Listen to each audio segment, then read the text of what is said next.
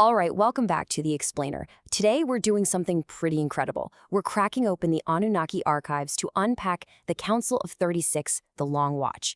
If you know the lore, you know this is one of the most staggering, mythic, and procedurally complex records out there. It's this massive story of patience, biology, and a cosmic homecoming that has literally been millennia in the making. So let's dive right into the complete record of the Council of 36.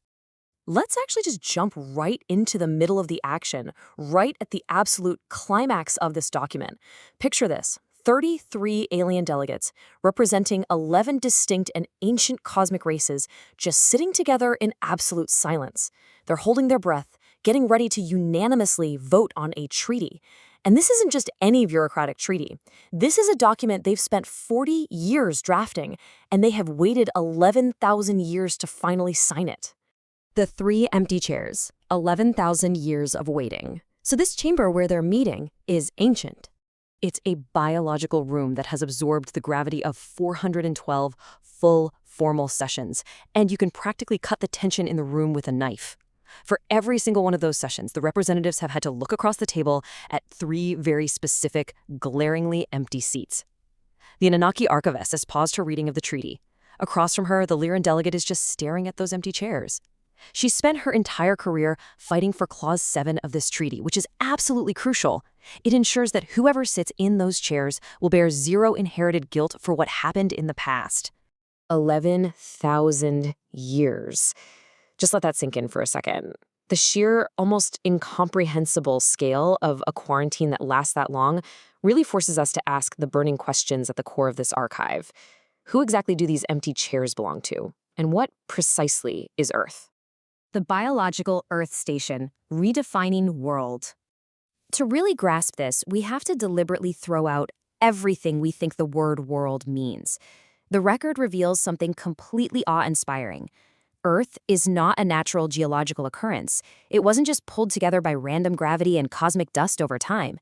Here's the real game changer. Earth is a station. It's a 300,000-year-old biological system that was collaboratively engineered by the 12 civilizations of the Council. It wasn't built mechanically with metal and wires.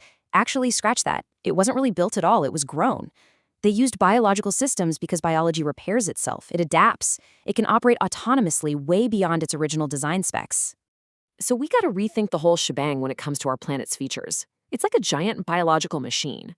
The Arcturians modeled the deep oceans not just as habitats, but as massive circulatory infrastructure and thermal coolant. The Siluri designed the atmosphere, and get this, it operates on a 32-hour respiratory cycle. The station literally breathes. The mantle? That's an autonomic processing system. Even the stuff in the orbital ring that we might dismiss as space debris, those are ancient biological monitoring satellites. The virus and the flood, a civilization in quarantine. So how did we go from being a bustling 12-race alien coalition to, well, just us, completely alone? We have to spool backward to the pre-virus era. Back then, humans were this loud, inventive, adaptive systems intervention crew working on the station alongside the Pleiadians and the Sirians. But then, this devastating, insidious sickness crept in. We can track the terrifyingly slow escalation of the Nephilian virus over generations. At first, it didn't even look like a disease. It just slowly replaced humanity's cosmic awareness with an intense, violent territorialism. By Generation 5, our institutional memory totally failed. We completely forgot how the station worked. And by Generation 7, the mutiny. Humans violently pushed out the other 11 races and erased all memory of the station, convincing themselves it was just their world. This created an absolute nightmare dilemma for the Council of 36. They debated this for 2 whole centuries. I mean, think about it. How do you intervene in a highly infected population that no longer even comprehends the reality of the station without using force that would just outright exterminate them? They had to balance Surian and Arcturian intervention plans against these massive ethical risks. The solution they finally landed on was agonizing but necessary. A 2-pronged approach. First, you had the Ark. Now, this wasn't a wooden boat with animals. It was a targeted, multi-generational genetic viral dampener that the Solari administered to clean the bloodlines. Then came the flood, which was an acute, catastrophic oceanic event triggered by the station's own environmental systems to suppress the highest concentration viral populations on the surface. We were completely reset, and that's when the 11,000-year watch began. Measuring human coherence, the 94.7% threshold. Which brings our narrative right back to the present day. To make sure humanity survived the quarantine safely, an invisible simulation layer was placed over Earth. And deep at the boundary of that simulation, Dravathi analysts have been rigorously monitoring our cognitive and biological recovery for millennia. Their metric is clinically precise. Humanity's coherence, basically our structural readiness to rejoin reality, hit exactly 94.7%. Now sure, the Syrians filed a formal dissent about the margin of error there, but the Dravathi pointed out that our coherence rates spiked massively the second we built global communication networks. We started talking to each other again, and we started remembering. But, okay, what about that leftover 5.3%? The Essassani delegation actually stepped in here to soften that clinical data. They compiled this massive catalog of 11,000 entries of human art, music, and stories. They used it to prove that this 5.3% isn't an error or sickness at all. It's what they call our precoherent boundary awareness. It's basically humanity's deep, intuitive reaching for a cosmic boundary we can feel, but just can't quite see it. The first contact sequence, the Yahelp protocol. With that 94.7% threshold met, it fell to the Yahail delegation to execute the first contact sequence.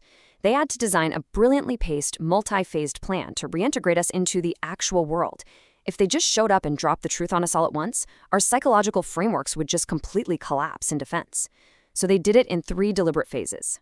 Phase 1. Tiny instrument anomalies, forcing our own human science to organically build documentation networks. Phase 2. Dropping unmistakable geometric forms into our skies, creating data we couldn't just explain away. And finally, Phase 3, physical contact. They chose the Yahail for this because, biologically speaking, they're our closest cousins. And the whole climax of this Yahail sequence hinged on this incredibly delicate psychological concept known as the minimal true statement. They didn't just dump 300,000 years of history on the first humans they met. Instead, they delivered exactly 6 carefully chosen words. It was the absolute smallest true statement necessary to help humans expand their reality framework without totally breaking their minds. The return, filling the chairs. And so we find ourselves back in that ancient biological chamber. The silent pause ends, the vote is cast, and the treaty is officially confirmed. The 11,000-year quarantine is over. Down on the surface, the human delegation is beginning the long process of preparing to access the sealed deep archive to finally learn the true history of our home. Throughout all of this, the eerie, ancient patience of the Mantids really stands out. They had been watching since the station was first constructed, and they summarized the whole moment with this chillingly profound thought. Because it is time, we will wait. They fully understood that the end of this quarantine wasn't the finish line. It was literally just the beginning of a whole new era. Which leaves us with this final, staggering reality. Humanity has been reintegrated. The quarantine is over. Those 3 empty chairs on the Council of 36 are finally filled. But now that we know we're sitting on a 300,000-year-old biological station grown by 12 alien civilizations, what exactly will we do with the truth of our world? It's a massive psychological shift for all of us. I really hope this explainer sparked your curiosity, because let me tell you, the deeper you dive into these archives, the more fascinating it gets. Thanks so much for joining me.